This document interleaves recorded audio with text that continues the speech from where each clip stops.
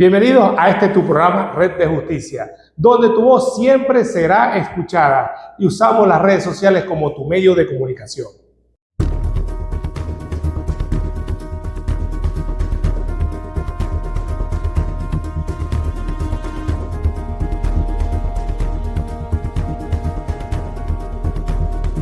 Red de Justicia. Y hoy tocaremos un tema súper interesante y que está en boga, que es la violencia sexual, el comportamiento de la víctima y el comportamiento de su victimario. ¿Cuáles son las conductas repetitivas por parte de la víctima que la hacen volver a su victimario? ¿Cuál es la conducta del victimario que lo hace reincidir? Ese círculo de conductas y de comportamiento será analizado por un experto que tenemos, que es una invitada especial, y es la doctora Aiskel Machado, psiquiatra. Entre ella y yo, desde el punto de vista profesional, desde el punto de vista médico, desde el punto de vista criminológico, debatiremos y conversaremos sobre el asunto de la violencia sexual. Y nuestro tema específico del día de hoy es la violencia sexual, uno de los tantos tipos de violencia que establece la ley especial que protege a la mujer, la violencia de género. Hoy hablaremos un poco sobre el comportamiento del victimario y de la víctima. Comprenderemos muchas de las situaciones, los elementos que llevan a ese tipo de abuso sexual y cuál es la conducta que rige dentro de ese ámbito, dentro de ese escenario tan desagradable que es lo que nosotros conocemos como violación, o también en el aspecto de los actos lascivos. Vamos a comprender un poco esta situación y para eso tenemos una invitada especial que ya se los mencioné, que es nuestra doctora Aiskel Machado. Entre ellos vamos a conversar un poco y haremos lo más ameno posible. Y es que la violencia sexual sucede cuando un hombre constriñe de forma violenta o bajo amenaza a una mujer para realizar un acto sexual no deseado. Este puede consistir en la penetración de cualquier tipo, puede ser vaginal, oral, anal, y también puede ser cualquier otro tipo de acto sexual o comportamiento sexual por parte de la mujer que no esté deseado y que sea obligado. Y en esa conducta que hemos descrito y que se ha desplegado, trataremos de desglosar cómo el hombre, cómo el victimario acude a la mujer para cometer este acto delictivo. Porque es que es muy variado, no solamente lo puede cometer un extraño, en muchas ocasiones lo realiza personas cercanas, familiares, aprovechándose de la vulnerabilidad de su víctima. Y en casos tan específicos como hasta el propio cónyuge puede cometer este tipo de delito. Específicamente los esposos, novios, cónyuges, excónyuges, hermanos, padres, amigos, tíos, conocidos que estén a su alrededor. Este es un delito muy grave, porque nosotros podamos comprender la magnitud del daño que se le causa a la víctima, solo podemos entenderlo desde un punto de vista numérico, que es la pena aplicable, que su base como tal es de 10 a 15 años. Y cuando te hablo de que es una base, es porque existen agravantes. Existe agravante cuando se comete en la persona vulnerable, cuando se comete una persona que tiene capacidades especiales, cuando la persona es menor de edad o cuando lo comete una persona muy cercana. Y podemos concluir que con todos esos agravantes la pena puede llegar a aplicarse a 20 años de prisión. No podemos dejar atrás tampoco los actos lascivos, que también es un hecho que se comete bajo amenaza, bajo violencia, pero en este caso se realizan actos sexuales no deseados, pero con la ausencia de la penetración. Ahora bien, uno de los aspectos más importantes y de los cuales me gusta conversar es lo que nos brinda la legislación, la ley especial. Y es que la persona, cuando es víctima de este tipo de delito, también le presenta una serie de soluciones. ¿Cómo puede resolver esta situación? Y es que la ley nos establece dos elementos indispensables y que son totalmente garantistas de esa reparación del daño, que es la asistencia jurídica y el apoyo psicológico. Cuando te hablamos de una asistencia jurídica es porque la misma ley obliga a los órganos del Estado a prestar el servicio para la solución del problema, es decir, para el enjuiciamiento del victimario y para la reparación del daño de la víctima. Cuando hablamos de una ayuda psicológica, el mismo Estado se encarga de canalizar a la víctima para esa ayuda psicológica, para la prestación del servicio terapéutico con respecto a lo que le sucedió a esta víctima. Y es que la violencia psicológica es la puerta de entrada para los demás tipos de violencia. Aquí es donde todo comienza. Las amenazas, los acosos, las persecuciones, la violencia física, la violencia sexual y hasta el homicidio que se comete en contra de la mujer, que es el feminicidio. Bueno, ya que hemos hablado tanto de aspectos psicológicos, ya le quiero dar la bienvenida a nuestra queridísima doctora, quien nos ha apoyado desde hace mucho tiempo en nuestra campaña social Más Vida, Menos Violencia. Ella es la que se ha encargado de todo el apoyo psicológico para los casos más impactantes que hemos llevado y que hemos solucionado. Me siento totalmente honrado y agradecido de su presencia y este compartir, el cual discutiremos, hablaremos y será muy ameno. Ven. Gracias, José, gracias por esa bienvenida. Y esta es nuestra sección de expertos, por eso te hemos invitado. Nuestra doctora es especialista en psiquiatría y hoy quiero decirte que vamos a conversar de manera profunda sobre el tema de la violencia sexual. Y quiero decirles para ustedes que cuando les hablo de violencia sexual, le hablo del tema de la violación que se ejerce contra las personas vulnerables, como les dije, en este caso, las mujeres. Y bueno, con respecto a la violencia, quería conversar un poco contigo para que le demos una introducción a nuestros queridos oyentes. ¿Qué sucede o cuál ha sido la historia de la violencia en los últimos tiempos? Desde el punto de vista, porque me llama mucho la atención que desde que surgió la pandemia, se agudizó, se agravó y se incrementaron los números de violencia, bien sea de tipo doméstico, bien sea de tipo sexual, bien sea de tipo físico, bien sea del tipo psicológico. ¿Okay? Y se ha visto ese número que ha ido en crecimiento. Y para eso quisiera que nos apoyaras un poco. ¿Qué sucedió? ¿Qué hizo para que la pandemia catalizara eso o subiera esos números tan irracionales y tan desagradables? Sí, es posible que en pandemia, hablando específicamente de ese momento, de ese tiempo, hubo un mal manejo de las emociones en cuanto a cómo nos sentíamos apretados, a que nos sentíamos encerrados, como privados de esa libertad o de esa cotidianidad a la que estábamos acostumbrados. Y de acuerdo a cada caso, pues esa frustración nos colocó en un estado de ansiedad, depresión y cualquiera de otros trastornos mentales que hizo incluso que nos manejáramos de forma violenta. Y es hora de unos cortes comerciales.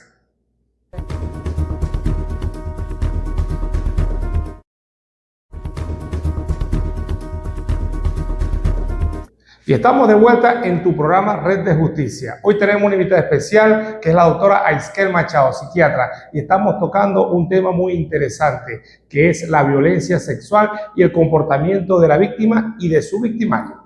Desde hace ya mucho tiempo se está naturalizando la violencia en todos los aspectos. Hoy nosotros estamos aquí, hoy nos mueve hablar de la violencia sexual y sobre todo porque queremos prevenirla. Pero desde hace un gran tiempo se ha estado naturalizando todos los tipos y formas de violencia. Se naturaliza en canciones, se naturaliza en memes, se naturaliza en novelas, en películas, es un chiste la violencia. Sí. ¿Ok?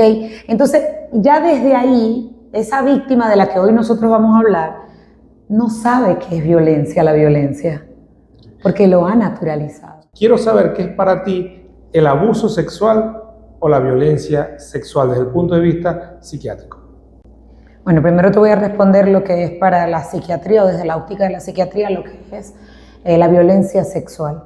Y es bien sencillo porque es simplemente cuando la víctima, cuando el victimario utiliza a un individuo vulnerable, en este caso a la mujer, para sus deseos. Nosotros hablamos usualmente que la edad más vulnerable de la mujer es entre los 15 años y los 25 años. Ese es el momento más vulnerable de la mujer. Y coincido, esa edad, que es una estadística incluso que viene de la ONU y de la OMS, nosotros tenemos en el mundo 144 mujeres por día. Es decir, fueron 87.000 feminicidios, acabaron con su vida y quien acabó con su vida era una persona que estaba cerca de su mundo, que de alguna u otra forma pertenecía a su círculo más cercano. Entonces, obviamente este tipo de organizaciones se encargan de apoyar a la víctima porque la víctima puede volver a ser víctima por segunda o tercera vez si no recibe orientación. Y este tipo de programas que tú haces es una prestación de servicio comunitario porque mientras nosotros eduquemos, que el conocimiento es la única riqueza que repartimos y no, más bien se multiplica, no se empequeñece nuestra propia riqueza. Es importante que podamos saber cuándo puedo ser yo víctima de violencia, por qué soy víctima de violencia. Y por eso hablábamos en la primera parte acerca de que se ha naturalizado la violencia. El tema de la violencia sexual es que yo sea forzada a actos que en principio no sabía que iba a hacer, o que yo no quería hacer, pero que creo que debo hacerlo, porque ese victimario ejerce sobre mí una manipulación y ejerce sobre mí un poderío que me ubica a mí en ese contexto, como lo que dije al principio, de vulnerabilidad. Y la pandemia, pues ese momento de confinamiento, como dije al principio, lo que hizo fue generar estrés, ansiedad, depresión, y mucho de la consecuencia, como fue la violencia de género, solamente convirtió ese caldo en el que estábamos cocinándonos y que no sabíamos para dónde íbamos, lo que hizo fue mostrar la poca capacidad para gestionar nuestras emociones. Se activaron las alarmas sociales y gubernamentales sobre esta violencia, donde ¿qué pasa? Tantas llamadas de mujeres a auxilio. O sea, y la mujer no llama en la primera vez que la violentan. La mujer llama cuando ya no puede más. Porque la víctima no le gusta contar que es víctima, sobre todo porque no sabe ni siquiera que lo es. Por ello, una de las razones más importantes de este programa tan especial es que en el tema de la violencia sexual pasa algo muy curioso, que llama mucho la atención, que la mayoría de los casos de las personas que son víctimas de violencia sexual no denuncian, porque no saben que son víctimas. Es decir, que no tenemos conocimiento de todos los casos en concreto de violencia sexual y no visibilizamos la realidad. Vamos a comentar un poco a profundidad esto. Y una de las cosas que, compartiendo un poco el criterio de la doctora, y coincido mucho con ella, es que muchas de las víctimas de violencia sexual, de violación, no saben ni siquiera que son víctimas. Exacto. ¿Por qué? Porque es que el victimario ejerce en ese momento un control, una manipulación, un poderío sobre su víctima que la confunde. Y más que confundirla, le dibuja un panorama totalmente distorsionado a la realidad, donde la está abusando de ella, donde la constriñe, la obliga y ella ni siquiera sabe que ha sido víctima de una violencia. En muchos casos se sienten que está culpable, pero es que me pasó, me sucedió porque yo accedí, porque yo lo hice. Explícame un poco, ¿qué sucede en ese juego tan atroz que realiza el victimario? Sí, ellos no se conectan con cualquiera. Ellos no van a acceder a cualquier tipo. Ellos buscan un perfil y buscan el perfil más vulnerable. Acuérdate que este tipo de hombres son como estafadores emocionales. Interesante. Entonces, básicamente, ellos, de acuerdo al tipo de víctima que escogen, que tienen unas características, baja autoestima, a lo mejor vienen de hogares desarticulados, puede ser, esta víctima puede ejercer de repente un poder económico, entonces más bien tiene que buscar personas que tengan esa escasez económica y la precariedad, ¿okay? Incluso social, pocos amigos, o sea, tímidas, de repente hogares también violentos, donde, como decimos, hay una normalización o una naturalización de la violencia. Entonces, primero, ellos, como un buen cazador, ellos buscan cuál es la víctima más vulnerable. Y una vez que tienen a la víctima como estafadores emocionales, ellos tienen ese plan con esa víctima de acuerdo a las características especiales, en este caso, de cada víctima. Bueno, yo soy lo que tú necesitas.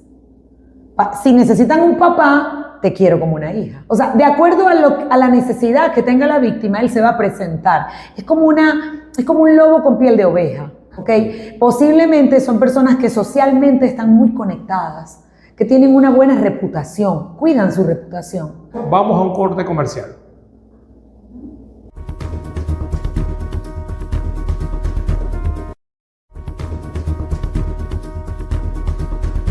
Y estamos de regreso de estos cortes comerciales. Y hoy estamos tratando el tema de la violencia sexual con nuestra invitada especial, la doctora Aisquel Machado. Y la cuidan para poder estar con lo más preciado que tiene cada familia, que son las mujeres y los pequeños de la casa. Cuando nosotros hablamos de violencia sexual, ahí está incluido la prostitución forzada.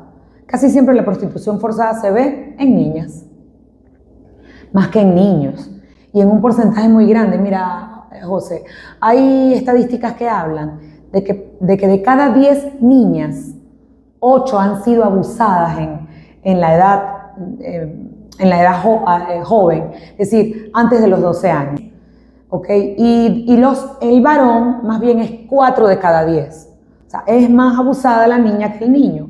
A mucha gente no le gusta que hayan tipificado el homicidio pasional como feminicidio. Y dicen, ¿por qué tiene que haber un delito específico cuando un hombre le da muerte a una mujer? ¿Acaso hay uno para la mujer que le da muerte a un hombre? El tema es que son muy escasos los números de la mujer que le da muerte a un hombre. Entonces nosotros tenemos que centrar este tema y tenemos que sacarlo de la clasificación para que se visibilice más. 144 mujeres mueren en el mundo todos los días.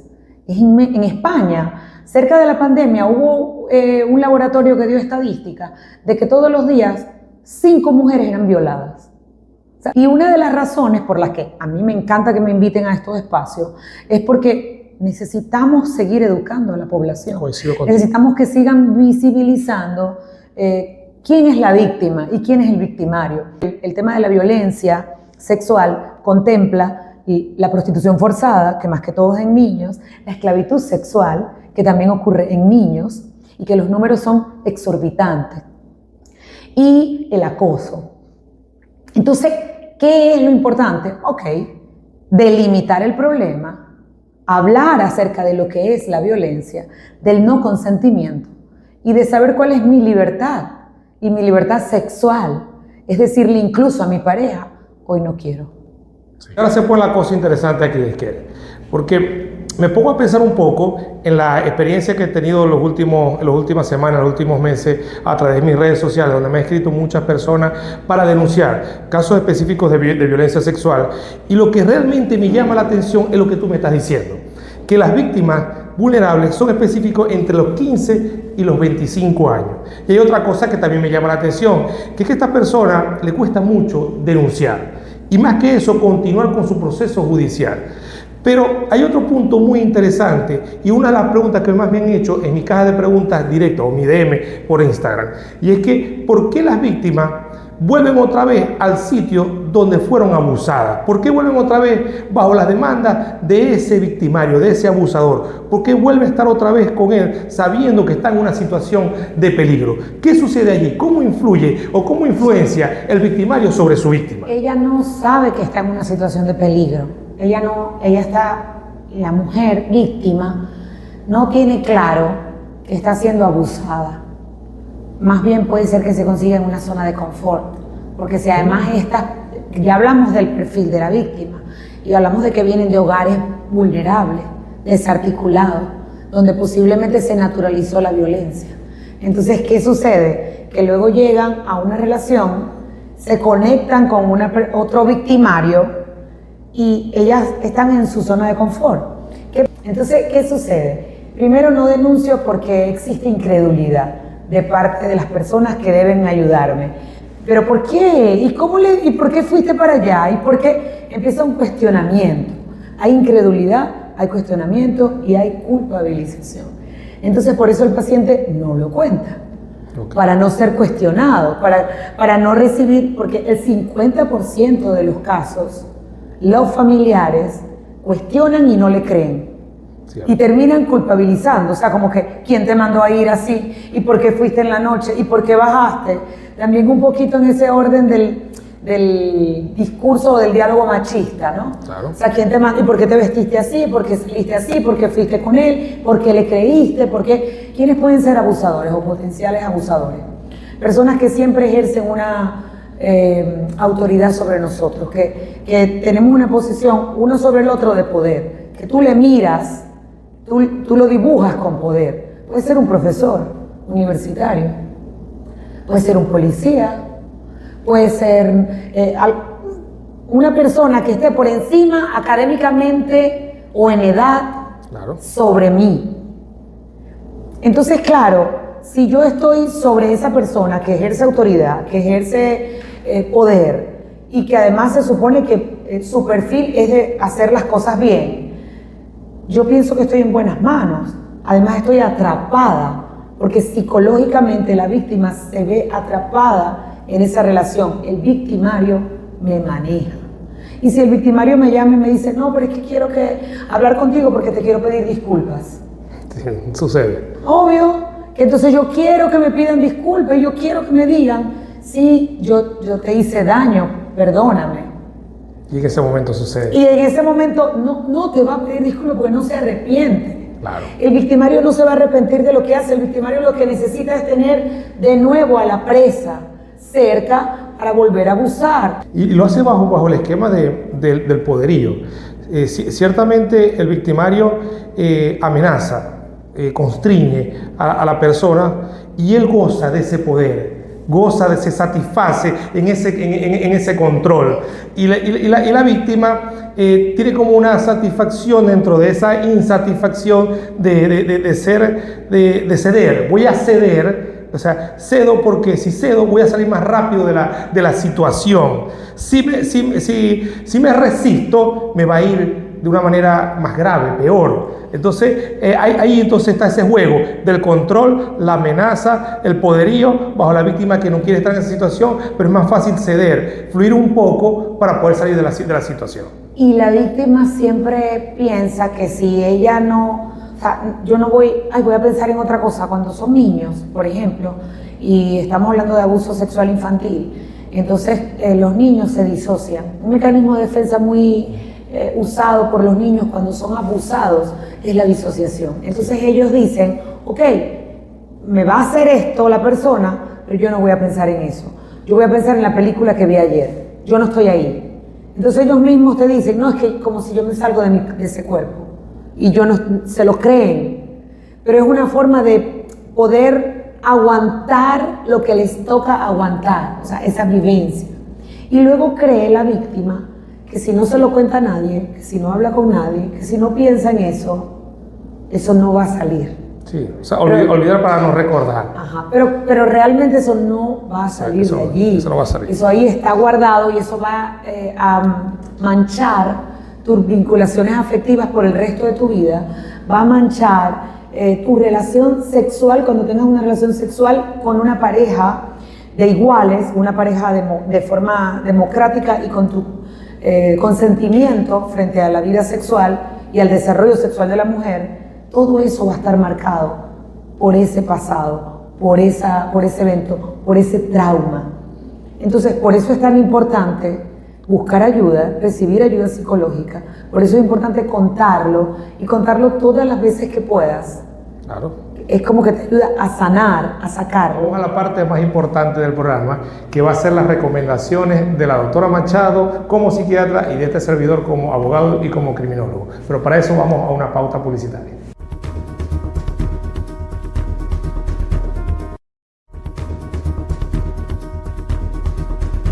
Y estamos de regreso en nuestro programa Red de Justicia con la doctora Aisquel Machado, mi amiga personal y asesora también psicológica. Pero, ya trabajamos en equipo, podemos decir. Sí. Una de las cosas que consideraba de mayor importancia es cómo afrontar esta situación por parte de la víctima cuando transita por ese momento tan difícil que es haber sido víctima de violencia sexual. Y considero que lo primero que debe suceder con respecto a la víctima es entender que fue abusada y que es víctima. Y ahí sí quiero conversar un poco contigo, cómo logramos pasar ese bache tan difícil de la víctima, de poder expresar, exteriorizar lo que le sucedió, para que así pueda haber un proceso de transformación, de curación o de sanación por parte de la víctima. ¿Cómo logramos eso desde tu punto de vista? Y a ver cómo adecuamos un poco las recomendaciones profesionales para ustedes. Sí, desde el área de la psiquiatría, básicamente nosotros trabajamos con las víctimas, con la psicoterapia cognitivo-conductual, y lo que intentamos es que esos mismos hechos que sucedieron, lo que más pesa a la víctima es sentirse culpable de haberse dejado abusar, de haberse dejado engañar. Luego de esto, ¿cuáles van a ser mis elementos? Hay veces que las personas tienen una autoestima muy socavada, muy minimizada, porque el victimario es controlador, el victimario tiene una autoestima que se llama jerárquica, que es su autoestima tiene que estar siempre por encima de la autoestima de su víctima. Pero una vez que se conecta, que se engancha y que además la somete a sus deseos carnales, entonces luego empieza la manipulación y empieza él, si no lo hace, recuerda que tengo material tuyo sexual, voy a pasárselo a tus papás. Ciertamente. Tienes que hacer esto conmigo, porque si no lo haces, todos tus amigos van a saber lo que en verdad hiciste y quién en verdad eres. Pero ¿qué sucede? Que la víctima se encuentra sola. Es él y su poderío contra ella, minimizada. Por eso es que nosotros decimos que lo primero que necesitamos es que lo cuentes. Lo primero que necesitamos es que permitas que alguien que no es víctima de tu victimario esté afuera y desde afuera pueda ayudarte. Ciertamente. A mirar las cosas desde otro punto de vista. Yo tenía una anécdota con una chica que acudió a mí por un tema de violencia sexual, y cuando yo hablo con ella me dice, es que él es muy fuerte, él tiene mucho poder y él siempre se va a salir con la suya. Y yo la escuchaba y me impactaba. Me impactaba a pesar de todas las historias que he escuchado durante toda mi carrera, mis 17 años de carrera como abogado. Y le decía, ¿por qué tú crees eso? Sí, porque es que él tiene mucha fuerza, él tiene mucho poder. Él dice que él puede acabar con mi vida, que él puede acabar con mi reputación. Entonces tú ves como el victimario subió y la mujer bajó. Entonces, al acudir a un apoyo psicológico, lo vamos a poner en ese punto real. Yo le decía a esa persona, él no es poderoso. ¿Y sabes por qué no es poderoso? No le estaba diciendo que ella era débil, sino que él no era poderoso. ¿Por qué no es poderoso? Porque él no va a poder ir, ese victimario nunca va a poder ir en contra de la grandeza de un sistema de justicia que es tan complejo. ¿Qué quiere decir esto? Que un sistema de justicia está constituido por el tribunal, por la fiscalía, por los órganos auxiliares de asistencia, como los cuerpos policiales, CCPC, Policía Regional, Guardia Nacional, por los abogados, por los asesores. ¿Tú crees que el victimario va a poder más que todo ese grupo de personas? El sistema es mucho más fuerte que él. Entonces, ya no es ella contra él. Ya no es ella contra él, todo el sistema contra él. Y aquí las cosas funcionan siempre y cuando te dejes ayudar. Y cuando te dejes ayudar, te hablo desde el punto de vista psicológico y desde el punto de vista jurídico. Y a mí yo considero particularmente que es infalible si aplicas lo que debes hacer en la vida. Y ese es el mensaje que hoy le quiero dar. Apóyate en las personas más cercanas, porque las personas más cercanas son las que más te quieren, las que más te aman. Y todos aquí consideramos a la edad que tenemos cierta influencia sobre las personas que tenemos bajo nuestro cuidado, que son nuestros hijos. Y yo como padre, libre de una situación tan atroz como esta, yo prefiero que mis hijos me cuenten lo malo que les sucede, para así poderlos ayudar. Yo te garantizo que tus padres, tus tíos, tus abuelos, tus amigos, prefieren que le cuentes para poderte ayudar. Y te aseguro que vas a llevar una vida mucho más ligera, plena y feliz. ¿Qué es lo que queremos? ¿Qué es lo que básicamente queremos? O sea, la verdad es que nosotros queremos aliviar, yo como médico, uno de mis primeros principios es aliviar el dolor y el sufrimiento de los individuos que acuden a la consulta. Y el dolor y sufrimiento no siempre se ven expresados en el cuerpo. También llevamos un dolor y sufrimiento por dentro. Entonces ahí es a lo que nos referimos con lo psicológico. ¿Okay? Pero eso psicológico incide sobre cada una de las cosas que hacemos y sobre el desarrollo nuestro como ser humano en todas las áreas y los roles que nos desempeñamos. ¿Qué queremos? Que busques ayuda, que te sientas en confianza con nosotros, con los que decimos sí tienes que recibir ayuda psicológica, sí tienes que buscar ayuda legal para que puedas salir de eso. Y estoy convencida que como estás en el lugar donde el victimario te quiso poner, bien chiquitica, eso solamente es un estado que él logró, por la vinculación. Tú vas a volver a estar donde estabas antes de conocerlo. Tú vas a volver a estar fuerte y saludable, pero necesitas hablarlo, contarlo, no te calles. Bueno, aquí particularmente este es un espacio que, como le hemos titulado Red de Justicia, queremos hacer llegar tu voz a todos los rincones. Y más que hacerlo llegar a todos los rincones, es canalizarlo por la vía que es. Nosotros estamos dispuestos, tenemos toda la voluntad de recibirte. Si estás pasando por una situación muy difícil, puedes llamarnos, puedes escribirnos por estos números telefónicos y te vamos a asesorar desde el punto de vista jurídico y también desde el punto de vista psicológico. Te vamos a canalizar, porque la ayuda está al alcance, está a un simple paso y la solución no está tan lejos, está más cerca de lo que crees. Gracias, José, por la invitación. Bueno, gracias a ti por haber estado con nosotros. Para mí siempre es un placer que la doctora Esquel Machado esté conmigo. Hemos hecho trabajo juntos, no solamente los programas de televisión, los programas de radio, sino que también hemos acompañado en otro momento a personas que realmente nos han llenado de satisfacción y nos ayudan a crecer a nosotros también. Yo creo que han podido dejar en el pasado el abuso que habían sufrido en algún momento. Totalmente. Hablando de las víctimas. Tú lo dices y a mí se me vienen los rostros de ellas. Pero podemos decirlo. No, obviamente no. Pero digo, ahora las veo, ya no están en el punto en el que llegaron. Sí, no llegaron jamás. Es decir, pudieron lograr lo que hoy le estamos diciendo a ustedes, pudieron lograr dejarlo atrás. Y quiero decirles que a pesar de todo lo que nosotros hemos transitado juntos, en conjunto como profesionales, siempre hemos salido victoriosos. Y no quiere decir desde el punto de vista profesional, sino que desde el punto de vista muy sentimental, ellos han logrado, porque fue lo que lograron, las víctimas fue que lograron salir de esa situación. Y es hora de una pausa para nuestro espacio publicitario.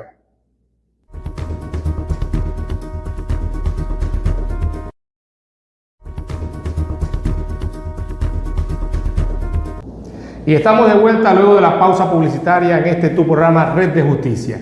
Y este nuevo espacio lo hemos titulado Mesas Populares de Justicia, donde las voces de las comunidades son escuchadas, donde dan a conocer sus problemas y donde canalizamos a los órganos competentes para la solución del mismo. Hoy tenemos una invitada súper chévere en este buen día. Ella es María Virginia Montiel, ella fue víctima de violencia sexual y vamos a escuchar su testimonio, todo su proceso y la solución del mismo. Gracias, Mavi, por estar aquí con nosotros. Para nosotros es un honor que compartas este tiempo aquí. Reconocemos mucho tu valentía, tu tenacidad, tu ímpetu ante toda esta situación. El caso de María Virginia ha sido un caso muy conocido en la ciudad. Obviamente se hizo muy público por las razones, por la atrocidad, por la manera como fueron llevadas las cosas. El delito obviamente que se cometió en su contra se llevó lo más preciado para ella, lo más íntimo, no tanto en lo físico, sino también en lo mental. Y bueno, hemos ido trabajando mucho sobre este asunto. Y bueno, hoy en día podemos decir que ella es un ejemplo de lo que es la lucha de la mujer y todo lo que puede lograr cuando la mujer toma las decisiones correctas y bueno, y acude a los organismos competentes para la solución de toda su problemática. María Virginia, bueno, una vez más, este es tu espacio.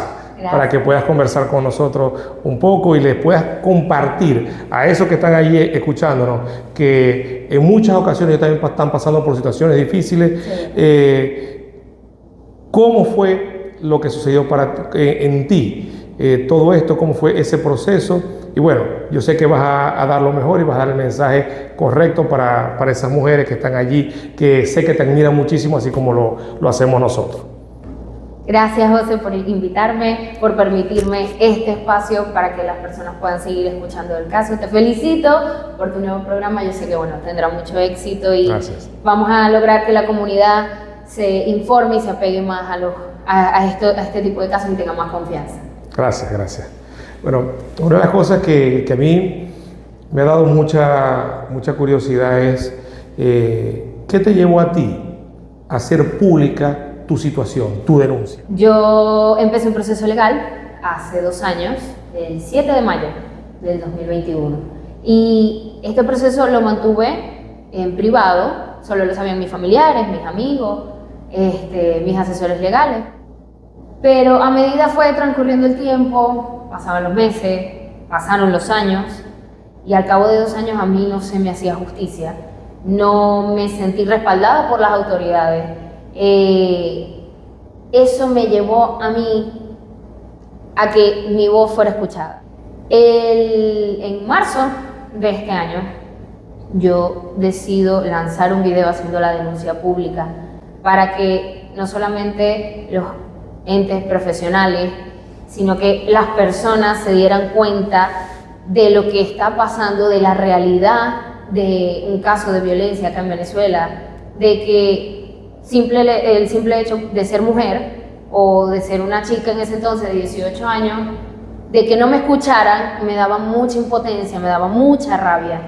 Y eso me llevó a que en marzo de este año yo pudiera liberar primero un peso que tenía encima, y segundo, de que las personas se enteraran, de que me apoyaran. Y gracias a Dios recibí el apoyo de muchísima gente, recibí el apoyo de Más Vida Menos Violencia, recibí el apoyo de muchos profesionales, de la comunidad, de las personas. Y sí, yendo en sintonía con lo que tú estás diciendo, desde el punto de vista de las redes sociales, algo sí tenemos que tener todo claro, que hoy en día, para este año 2023, las redes sociales es el medio de comunicación por excelencia. Y bueno, desde que Mavi hizo uso de ese poder tan importante, las cosas obviamente variaron obviamente en torno a la justicia. Los órganos encargados tomaron una óptica totalmente diferente, al punto que se encargaron como debe ser. Y bueno, la Fiscalía del Ministerio Público hoy en día lleva una investigación o concluyó una investigación acorde a la magnitud de la problemática que se estaba manejando. ¿Qué tan cierto es el tema de las redes sociales con respecto a tu situación? ¿Qué causó las redes sociales con respecto a tu proceso judicial como tal? Bueno, mi caso fue un antes y un después de las redes sociales, o sea, así te lo puedo decir. No era un caso que iba bien hasta que lo hice público y los entes, se mencionaron fiscales, se pronunciaron, y ahí empezó un rumbo limpio. Eso era lo que pasaba, claro. No estaba limpio. Incluso el fiscal general estuvo pendiente de tu caso. Sí, el fiscal general estuvo pendiente de mi caso, y hoy por hoy estamos esperando fecha de juicio, pero las cosas cambiaron después de hacer el caso público. Entiendo. Todo fue para mejor, realmente sí. Cuando dice que todo fue para mejor, obviamente, ¿qué sucedió ahí con el victimario, con la persona que abusaba, que abusó de ti, obviamente? Mira, una de las cosas que a mí más me frustraba y me daba indignación era que yo llevaba tanto tiempo y esta persona estaba libre, esta persona trabajaba, se juntaba con otras niñas, y que le pudiera volver a hacer daño a otra mujer, a otra niña. No fue un juego lo que él hizo, no fue cualquier cosa. Este hombre se abusó sexualmente de mí. Fueron situaciones violentas, situaciones donde hubo mucho terror, y no solo fue una vez, fue en repetidas ocasiones. Y hoy, al día de hoy, él está privado.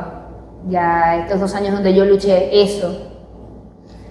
Hoy tú lograste. Que logré, es verdad. Por tu lucha, obviamente. Hoy está privado. No de la manera en la que muchos quisieran, porque no es una lucha solamente mía, es una lucha, ya creo que se volvió en común de muchas mujeres y de muchas familias también. Él no está privado de la manera en que varios quisiéramos. Él debería estar en una cárcel por las cosas tan atroces y tan horribles que ha hecho. Pero yo confío mucho, de verdad confío mucho, y tengo mucha fe en la justicia, en lo que estamos haciendo, porque los buenos siempre somos más. Y la verdad siempre sale a la luz. Realmente me ha impactado mucho el tema de tu caso. Lo hemos llevado obviamente desde la óptica donde la puedo llevar, que es desde afuera, bajo el esquema que nosotros obviamente como espectadores tenemos. Y algo que nos llamó mucho la atención, y no sé qué te sucedió a ti, pero a mí me preguntaban muchísimo como criminólogo, ¿por qué tú volvías nuevamente al sitio o a la escena del crimen o donde fuiste abusada? ¿Por qué accedías a las demandas de ese abusador, de ese violador o de esa persona que ejercía violencia? ¿Okay? ¿Por qué volvías otra vez? ¿Por qué pasaban días y volvías otra vez a estar en el escenario donde eras abusada otra vez sexualmente? ¿Qué sucedía allí? Explícalo desde tu punto de vista, tú como víctima. ¿Sabes? No solo te preguntan a ti, a mí también me preguntaron muchas veces, familiares, amigos, personas. Y siento que es un tema muy delicado porque nadie lo sabe hasta que lo vive. El terror psicológico existe, el miedo existe, el pánico existe. Y yo estaba siendo manipulada de una manera muy fuerte. Esta persona me pintó mucho que era una persona de poder, que era una persona muy influyente, con mucho contacto. Me recalcó que yo no era nadie, además de las amenazas de que siempre me iba a ir peor, y lo cumplía. Todas las veces eran una peor que la otra. Yo tenía miedo de que me mataran. El miedo te invade, no te deja pensar. Eran constantes llamadas, amenazas. Y una muchacha que pensó que se estaba comiendo el mundo a sus 18 años, no se está comiendo el mundo, nadie es maduro a sus 18 años.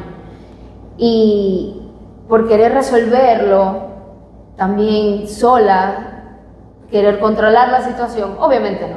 O sea, se escapó de las manos, él era una persona 14, 15 años mayor que yo y supo manejarme, supo introducir ese miedo y ese pánico en mi cabeza, pintarme que era una persona de poder, y eso era lo que hacía que por el miedo y el terror volviera a bajar, volviera a estar ahí, hasta que literalmente tuve que mudarme de casa para que todo terminara. Claro, y terminó. Y terminó. Y bueno, creo que Mavi lo explicó de la forma, desde el sentimiento y de la verdad y de la realidad que pasa en este tipo de casos, sobre todo en las mujeres que son víctimas de violencia. Y es el miedo, como dijo, es el pánico, es la manipulación, es el control que tiene el victimario. Y bueno, eso lo conversamos con nuestra experta, la doctora Iker Machado, la psiquiatra, y mi persona. Y bueno, aquí está reforzado desde adentro. Ese testimonio que dio María Virginia obviamente explica qué es lo que sucedió.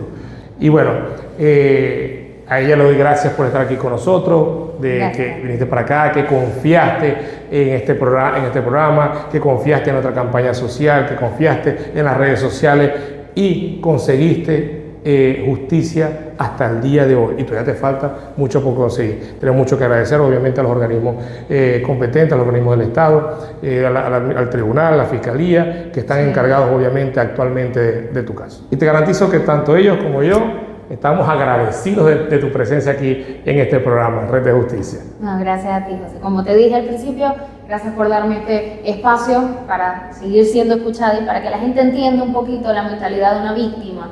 No es solo el proceso como tal, sino cómo trabaja una persona bajo miedo, bajo pánico y bajo terror. Gracias, María Virginia.